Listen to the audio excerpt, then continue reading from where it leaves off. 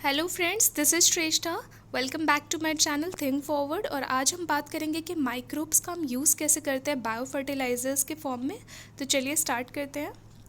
Bio fertiliser सबसे पहले तो होता क्या है और इसमें कौन कौन से कॉन्स्टिट्यूएंट्स होते हैं उसके बारे में आज हम देखेंगे। तो बायो फर्टिलाइज़र्स ऐसे सब्सटेंसेस होते हैं जिनमें माइक्रो ऑर्गेनिजम्स प्रेजेंट होते हैं। ये क्या करते हैं, सॉइल की फर्टिलिटी को इंक्रीज़ करते हैं और प्लांट्स के ग्रोथ को प्रमोट करते हैं। और ये प्लांट्स और ट्रीज़ की ग्रोथ को प्रमोट कैसे करते हैं? By increasing the supply of essential nutrients. ये इसेंशियल न्यूट्रिएंट्स की सप्लाई को इंक्रीज़ करते हैं सॉइल में, जिसकी वजह से जो प्लांट की ग्रोथ होती है वो प्रमोट होती है। और इसमें कौन कौन से लिविंग ऑर्गेनिजम्स होते हैं? इसमें ब्लू ग्रीन एल्गी हो सकते हैं जिन्हें हम साइनोबैक्टीरिया कहते हैं, या बैक्टीरिया हो सकते हैं, या माइकोराइजल फंजाई हो सकते हैं। माइकोराइजा सबको पता है, फंगस का एसोसिएशन हायर प्लांट्स के रूट्स के साथ जो होता है उन्हें हम माइकोराइजा कहते हैं। तो फंगस कोई भी हो सकता है, जैसे कि ग्लोमस है, आर्बस्क्यूलर माइकोराइजा होता है। डिफरेंट डिफरेंट टाइप्स के माइकोराइजा होते हैं जिनका हम यूज़ कर सकते हैं। तो जो माइक्रो ऑर्गेनिजम्स होते हैं वो सिर्फ प्लांट्स के न्यूट्रिएंट्स का मोबिलाइजेशन नहीं करते सॉइल में, बल्कि कभी कभी क्या होता है कि ये प्लांट्स को रेजिस्टिविटी प्रोवाइड करते हैं। किन से? अदर माइक्रो ऑर्गेनिज्म से रेजिस्टिविटी प्रोवाइड करते हैं। तो इसलिए हम इन्हें बायो कंट्रोल एजेंट के फॉर्म में भी यूज़ करते हैं और बायो फर्टिलाइज़र के फॉर्म में भी यूज़ करते हैं, क्योंकि इनका सिर्फ एक ही एस्पेक्ट नहीं होता है कि ये प्लांट की ग्रोथ को प्रमोट करे। इनका अदर भी कई बेनिफिशियल इफेक्ट होता है प्लांट का। तो ये एक हॉलिस्टिक अप्रोच होता है, हम कह सकते हैं कि ये ओवरऑल प्लांट की ग्रोथ को इंक्रीज़ करता है। और कभी कभी तो फाइटो हार्मोन के बैलेंस में भी यूज़ होता है। तो बहुत सारे इसके एस्पेक्ट्स होते हैं, इसको यूज़ करने के बहुत सारे रीज़न हैं। तो हम बायो फर्टिलाइज़र्स का यूज़ आजकल इसलिए करने लगे क्योंकि जो हमारी केमिकल फर्टिलाइज़र्स पे डिपेंडेंसीज थी वो बहुत ज़्यादा होना स्टार्ट हो गई थी। और ऑब्वियस सी बात है, अगर हम केमिकल फर्टिलाइज़र्स पर हमारी डिपेंडेंसीज बढ़ते जाएंगे तो जो इन्वायरमेंट पोल्यूशन है वो बढ़ता जाएगा, क्योंकि जिस तरह की एग्रीकल्चर डिमांड आजकल ज़्यादा बढ़ती जा रही है, उसी हिसाब से अगर हम केमिकल फर्टिलाइज़र्स पे यूज़ करेंगे तो फिर पोल्यूशन का तो कोई लेवल ही नहीं रह जाएगा। मीन्स मतलब वो बहुत ज़्यादा बढ़ जाएगा, जिसकी वजह से हम पर एक प्रेशर क्रिएट होने लगा कि हम ऑर्गेनिक फार्मिंग की तरफ जाएं। और हम बायो फर्टिलाइज़र्स का इस्तेमाल इसीलिए ज़्यादा करने लगे क्योंकि हमारी जो केमिकल फर्टिलाइज़र्स पे डिपेंडेंसीज है वो कम हो सके। उसके अलावा हम नैनो फर्टिलाइज़र्स का भी यूज़ करते हैं। नैनो फर्टिलाइज़र्स में क्या होता है कि इसमें प्लांट का कोई न्यूट्रिएंट होता है जिसे हम इनकैप्सुलेट कर देते हैं। तो जैसे कि अमोनिया हो गया, बहुत सारे ऐसे प्लांट के न्यूट्रिएंट्स होते हैं जो प्लांट को जल्दी अवेलेबल नहीं हो पाते, तो उसके लिए हम उसको इनकैप्सुलेट करके प्लांट को एज अ फर्टिलाइज़र देते हैं। तो ये नैनो टेक्नोलॉजी के थ्रू बनता है, तो इनमें से नैनो फर्टिलाइज़र्स कहते हैं। ये सिर्फ प्लांट की ग्रोथ को प्रमोट नहीं करते, प्लांट्स में न्यूट्रिएंट्स स्टेटस इंक्रीज़ करते हैं, वाटर कंजर्वेशन प्लांट में इंक्रीज़ करते हैं। मीन्स अगर एब्सिसिक एसिड है तो एब्सिसिक एसिड क्या करता है? स्ट्रेस रेजिस्टेंस प्रोवाइड करता है प्लांट को। मीन्स अगर सॉल्ट स्ट्रेस प्लांट को सॉल्ट स्ट्रेस दे दिया जाए तो वो कैसे सर्वाइव करेगा? एब्सिसिक एसिड की वजह से। तो सॉल्ट स्ट्रेस है, ड्रॉट स्ट्रेस है, और भी बहुत तरह के स्ट्रेस होते हैं प्लांट्स में। कई बार कंडीशंस की वजह से कई बार डिफरेंट डिफरेंट स्ट्रेस आ जाते हैं, तो उनसे भी कई बार ये रेजिस्टेंस प्रोवाइड करता है।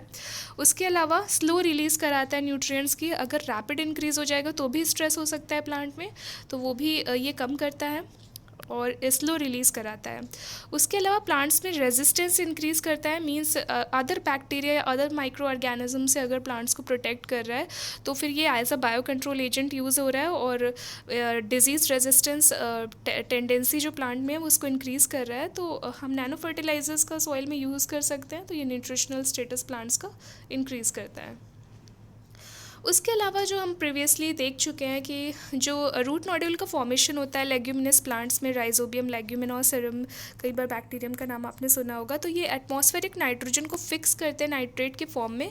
तो प्लांट्स, हम सबको पता है कि एटमॉस्फेरिक नाइट्रोजन को डायरेक्टली नहीं कंसीव कर सकते, तो इस वजह से वो क्या करता है बैक्टीरिया कि नाइट्रोजन को नाइट्रेट में कन्वर्ट कर देता है, जिसकी वजह से प्लांट को नाइट्रोजन मिल जाती है।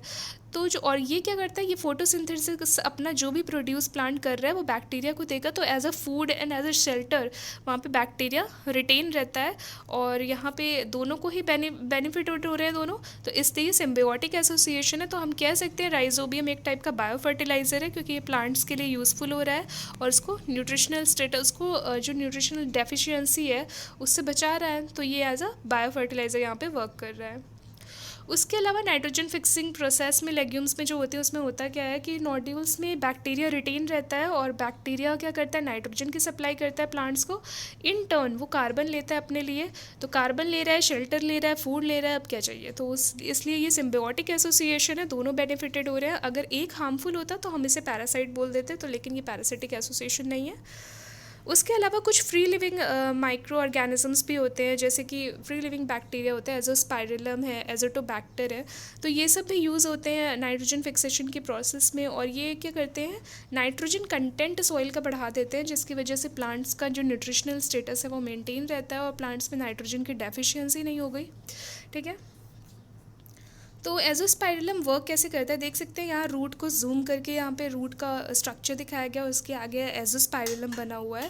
तो एजोस्पाइरिलम क्या करता है, न्यूट्रिएंट सप्लाई करता है, चाहे रूट एक्सोडेट्स हो, कार्बोहाइड्रेट्स हो, कार्बोक्सिलिक एसिड हो, अमीनो एसिड हो, ये सब का न्यूट्रिएंट सप्लाई करता है। कई बार ये सेकेंडरी मेटाबोलाइट्स में ऑल्टरेशंस कर देता है, means as a bio control agent भी वर्क करता है, एज अ डिजीज़ रेजिस्टेंस भी प्रोवाइड करता है प्लांट को, चाहे वो बैक्टीरियोसिस हो, साइडेरोफोर्स हो। साइडेरोफोर्स कैलेटिंग कंपाउंड्स होते हैं, फ्लैवेनॉइड्स हो, बेंजोक्सिजनॉइड्स हो। तो बहुत सारे ऐसे सेकेंडरी मेटाबोलाइट्स होते हैं जिसमें कि ये ऑल्टरेशन करके प्लांट्स की रेजिस्टिविटी को इंक्रीज़ करता है और as a bio control agent वहाँ पे वर्क करता है।